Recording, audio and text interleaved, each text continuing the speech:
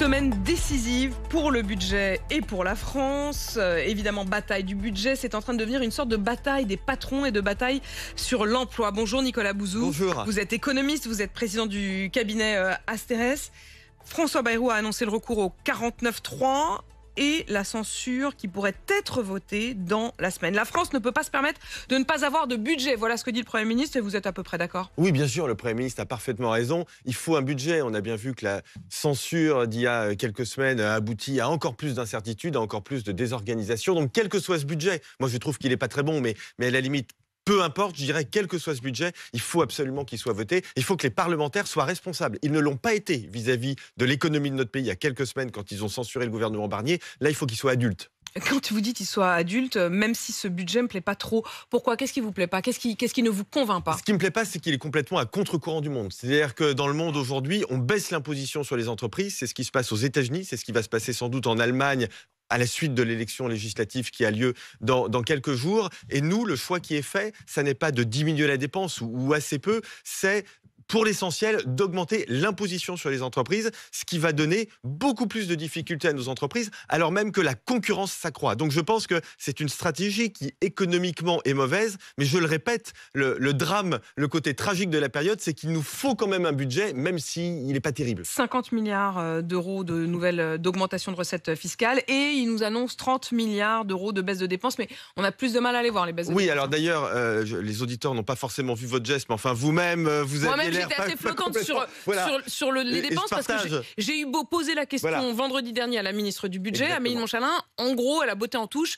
Sur les taxes, on a bien compris où elles étaient. Sur les baisses de dépenses, j'ai toujours pas vu. J'ai exactement le même sentiment que vous. Je voudrais quand même rappeler que si on a 30, 40, 50 milliards d'augmentation d'impôts, c'est une charge fiscale qui est très lourde. C'est l'équivalent de ce qu'avait fait François Hollande et Jean-Marc Ayrault, vous vous en souvenez peut-être, en 2012. Et c'était un choc, donc quand François Hollande avait été élu président de la République, c'est un choc fiscal qui, à l'époque, avait affecté l'économie. Donc là, on aura la même chose. Donc on a vraiment ce déséquilibre qui met beaucoup trop l'accent sur les hausses d'impôts. Nicolas Bouzou, le Haut Conseil des finances publiques estime que les prévisions de croissance sont largement trop optimiste. En gros, il faut le dire, le gouvernement, il table sur 0,9% de croissance. Et c'est évidemment, ça change tout si on est à un demi-point de moins ou quoi que ce soit. Est-ce que c'est encore réaliste, ces 0,9% de croissance? Pas sûr, d'autant plus que augmenter les impôts sur les entreprises, c'est au bout du compte moins d'investissement, moins d'emplois, donc pas forcément plus de recettes fiscales. Là encore, on a le précédent de 2012, où quand François Hollande avait beaucoup augmenté les impôts, finalement, on avait eu beaucoup moins de recettes fiscales qu'escompté. Je pense que c'est ce qui se passera en 2025. Et la comparaison avec les États-Unis, vous venez d'en parler. Oui. Bernard Arnault, je le disais, non seulement a critiqué les taxes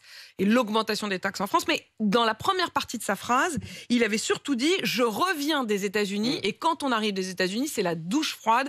Là-bas, ils font l'inverse. Je voudrais qu'on écoute ce que dit le président américain, d'abord sur la question de la hausse des tarifs douaniers, puisque c'est aujourd'hui que Donald Trump et les États-Unis vont appliquer une hausse des tarifs sur le Mexique, le Canada, la Chine. Ça, ce sera ça va passer de 10 à 25%. Et il annonce que ça arrivera probablement la semaine prochaine en Europe. En tout cas, il reste à peu près flou sur l'Union européenne. Écoutez. Vais-je imposer des tarifs douaniers à l'Union européenne? Voulez-vous la vraie réponse à cette question ou bien la réponse politique à cette question? Absolument, nous allons les taxer. L'Union européenne nous a traités si terriblement.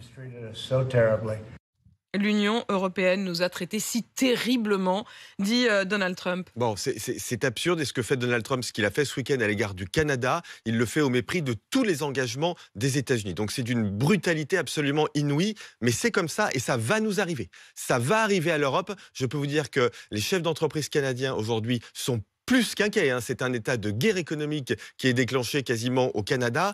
Et je le dis au Premier ministre, au ministre de l'économie, je les connais très bien tous les deux. Ce sont des gens qui ont un très grand niveau de réflexion, mais je leur dis attention, là, les États-Unis nous préparent à une guerre économique. Si nous alourdissons en plus la charge sur l'imposition de nos entreprises, c'est véritablement la double peine. Que va faire le Canada là pour lutter contre ces tarifs? Ils vont baisser justement les impôts sur les entreprises. Donc la France ne peut pas être à contre-courant, mais je vous le dis vraiment solennellement, ce qui se passe aux États-Unis sera très dur pour l'Europe, et donc il faut que nous nous tenions prêts avec des économies très fortes. Et quand vous dites ça, vous craignez pour quelle pan de notre économie. On sait qu'on exporte aux États-Unis surtout du vin, du fromage, de l'aéronautique, beaucoup, des produits pharmaceutiques. C'est ces domaines-là qui doivent être particulièrement inquiets. Oui, absolument. L'agroalimentaire, l'aéronautique, vous avez raison. Ça peut être aussi éventuellement l'automobile. De toute façon, le président Trump ne respecte aucun engagement international et il est absolument imprévisible. Donc, je ne peux pas vous dire ce qui va se passer. Mais ce que je peux vous dire en revanche, c'est que jusqu'au dernier moment,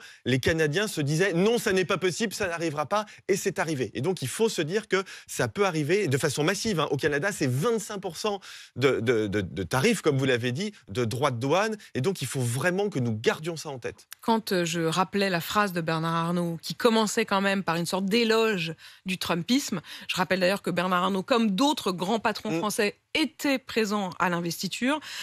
Nicolas Bouzou, il se tire une balle dans le pied en disant cela. Non, je pense que Bernard Arnault, vous savez, le LVMH est le leader du luxe dans le monde. C'est aussi le leader du luxe aux États-Unis. Donc, c'est une entreprise très, très importante. Moi, je pense que Donald Trump fait une erreur pour les Américains parce que augmenter les droits de douane, c'est augmenter les impôts sur les consommateurs américains. Et d'ailleurs, qui vont payer les produits. Il a changé de discours puisque dans la nuit, il a expliqué que finalement, les États-Unis seraient aussi peut-être impactés. Mais je dirais ça, c'est le problème des Américains. Ils ont voté pour Donald Trump. C'est leur problème. Moi, ce qui m'intéresse, c'est l'Europe et la France. Et donc, je dis à l'Europe et à la France, simplifions, baissons les impôts, soyons forts, ne soyons pas à contre-courant. Qu'est-ce que vous dites à Sophie Binet, qui sera mon invitée tout à l'heure à 8h30, la patronne de la CGT, qui dit à propos des patrons qu'ils n'ont plus du tout en tête l'intérêt général, que seuls les profits comptent, et qui dit même des patrons français que ce sont les rats qui quittent le navire. Oui, je lui dis qu'elle est complètement à côté du sujet. Le problème, on a des grandes entreprises en France, c'est fantastique, mais comme je le disais, vous avez eu la gentillesse de me citer sur LVMH, mais j'aurais pu citer d'autres entreprises. Le problème de la France, c'est que ces entreprises du type LVMH, il nous en faudrait dans le spatial, dans l'agroalimentaire, dans la santé, dans l'énergie, etc. Donc le vrai problème de la France, c'est qu'on n'a pas assez de ces très grandes entreprises. Et donc, je pense que les outrances... Vous savez, en plus, les Français en ont marre des outrances, y compris quand on tape sur les chefs d'entreprise. Nos concitoyens comprennent très bien ce qui se passe. Ils savent qu'on a besoin d'entreprise, ils savent qu'on a besoin de bosser, ils savent qu'on a besoin de liberté économique.